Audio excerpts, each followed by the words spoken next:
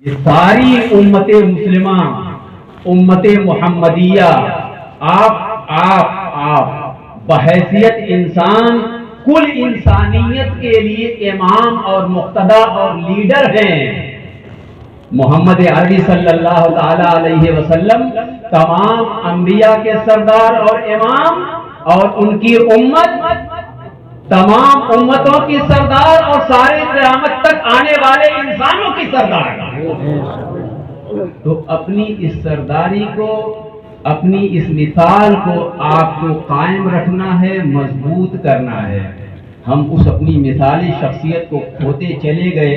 تو آج ہمارا نوجوان جب بھی کسی بڑے کو، ترقی یافتہ کو، پڑھے لکھے کو اور دنیاوی اعتبار سے آگے بڑھنے والے کو آئیڈیل سمجھ کر کہتا ہے یہ ایسا مجھے ہونا ہے۔ بدقسمتی اور غلط فہمی یہ ہے کہ ساری دنیا والوں کو، مسلمانوں کو دیکھ کے یہ طے کرنا چاہیے تھا کہ ہمیں ان جیسا ہونے کی ضرورت ہے، لیکن ہم دوسرے تمام میدانوں میں پیچھے ہوتے چلے گئے تو ہم دوسروں کے دست نگر ہوتے چلے گئے۔ یہ آگے بڑھ رہا ہے، یہ آگے بڑھ رہا ہے، اور ہم کہاں جا رہے ہیں؟ تو اس کے لیے جو پھنڈا ہے، جو حکمت عملی ہے، اور معاشرے میں اور ملت میں مسلمان مثالی مسلمان کیسے ہوگا، آئیڈیل مسلم کیسے ہوگا، مقتدا والی اپنی شناخت وہ کیسے پیدا کرے گا، وہ چند پوائنٹس ہیں۔ پہلا نمبر ہے اس کا کہ ہمیں اپنی نیتوں کو درست کرنا پڑے گا۔ پیچھے جو آپ نے گفتگو ہے اسے ریلیٹ ہے ہمارے پاس، جو کچھ بھی آپ نے سنا ہوا ہے تفصیل کے ساتھ، یہ میرے نقطے اسی پہ اگر آپ نے غور سے سنا ہوگا تو سب ایک دوسرے سے منسلک ہوتے چلے جائیں گے۔ تو پہلا نقطہ ہے کہ ایک مثالی مسلمان ہونے کے لیے، قائد ہونے کے لیے، لیڈر ہونے کے لیے، سماج اور معاشرے میں انسانوں کے لیے مقتدی ہونے کے لیے، چاہے وہ کسی فیلڈ کا ہو، ائمہ ہو، مدرس ہو، ٹیچر ہو، تاجر ہو، یعنی بازار میں تاجر ہو، لیکن اس کی شخصیت آئیڈیل تب ہوگی جب وہ اپنی نیتوں میں اخلاص پیدا کرے، نیتوں کو درست کرے گا۔ نیت پہ ہی ہمارے دین کا مدار ہے۔ انما الاعمال بالنیات سے بخاری شریف شروع ہوتی ہے، اور علماء بیٹھے ہوئے ہیں، وہ ایک چیپٹر ہے، اس کی طرف صرف اشارہ کرتا ہوں کہ اس پورے دین اسلام کا خلاصہ اور پوری تعلیمات کو اگر آپ من جملہ چند الفاظ میں سننا چاہتے ہیں تو شارحین حدیث نے، مفسرین کرام نے، ائمہ نے فرمایا ہے کہ اسلام کی کل تعلیمات تقریباً 4 یا 5 احادیث پہ منحصر ہیں۔ ان میں پہلے نمبر پہ انما الاعمال بالنیات والی حدیث پاک ہے، دین کا جس پہ مدار ہے۔ ہم تدریس کر رہے ہیں، تقریر کر رہے ہیں، تبلیغ کر رہے ہیں، تجارت کر رہے ہیں، زراعت کر رہے ہیں، معاملات میں ہیں، عبادات میں ہیں، جیسے بھی ہیں، ہمیں پہلے اپنی نیتوں کو درست کرنا پڑے گا، کیونکہ نیت کی بنیاد پر ہی آپ کی عاقبت صحیح ہوگی۔ آخرت میں آپ کو سزا یا جزا ملے گی، یہ نیت پہ ڈیپینڈ کرتا ہے۔ بہت تفصیل ہے اس سے، بہت تفصیل، گھنٹوں گھنٹوں آپ نیت سے تقریریں سنتے ہیں، سنتے بھی رہتے ہیں۔ اچھا کام ہے، دین کا کام ہے، نیت آپ کی صحیح نہیں ہوگی، جزا نہیں ملے گی۔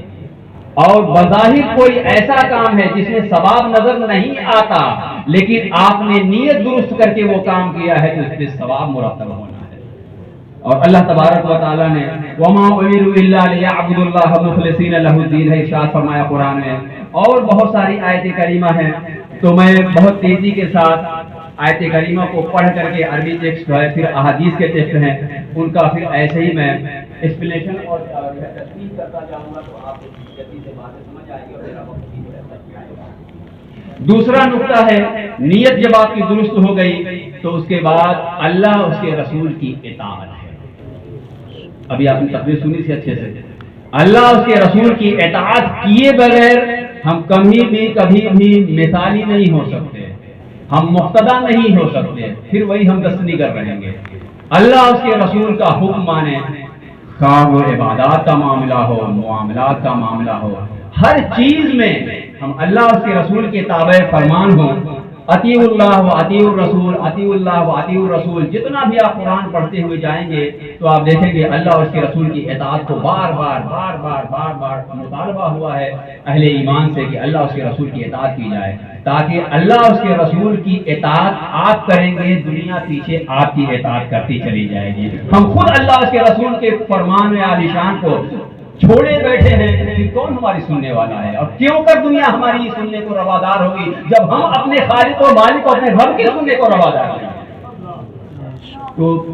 दूसरा नुक्ता है कि हम अल्लाह के रसूल के फरमान के आगे ऐसे सरेंडर हों कि पहले उसी का हुक्म हो बागी और किसी का हुक्म बाद में हुआ करे। सख्ती के साथ हम अपने शब रोज़ में, अपने मुआमलात में, अपनी इबादत में, अपने ज़िंदगी के मुआमलात रोज़मर्रा के मामूल में अल्लाह उसके रसूल के हुक्म के ताबे फरमान हो जाएं। तीसरा नुक्ता है तबलीग का। अब उसको तबलीग दीन कह दीजिए, नसीहत की तबलीग कह दीजिए, खैरखाही की तबलीग कह दीजिए, कार खैर की तबलीग कहिए, किसी को अच्छी बात बताने की तबलीग करिए। बहुत वाइड मफ़हूम है तबलीग का। अइम्मा है उनकी शान है, उलमा है वो तबलीग यही करते हैं। लेकिन आप में से जो तिजारत करने वाला है, तिजारत में भी अगर वो अपने कस्टमर को कहे, कोई अगर ऐब दिखा करके और कहे कि इसमें ऐब है, ये उसी जैसी चीज़ है लेकिन ये सस्ती है और ये महंगी है, मैं ऐब बता के तुम्हें दे रहा हूँ क्योंकि मैं मुसलमान भी हूँ, तो ये इम्तियाज होगा तिजारत में कि एक ताजिर मुआशरे में वो है जो जैसे तैसे वैसे बेचता है, एक ताजिर वो है जो कहता है कि मैं ये सामान ये है मैं ऐसे बेचूंगा क्योंकि पहले मैं मुसलमान भी हूँ। तो ये तबलीग है जो हर दम की जा सकती है।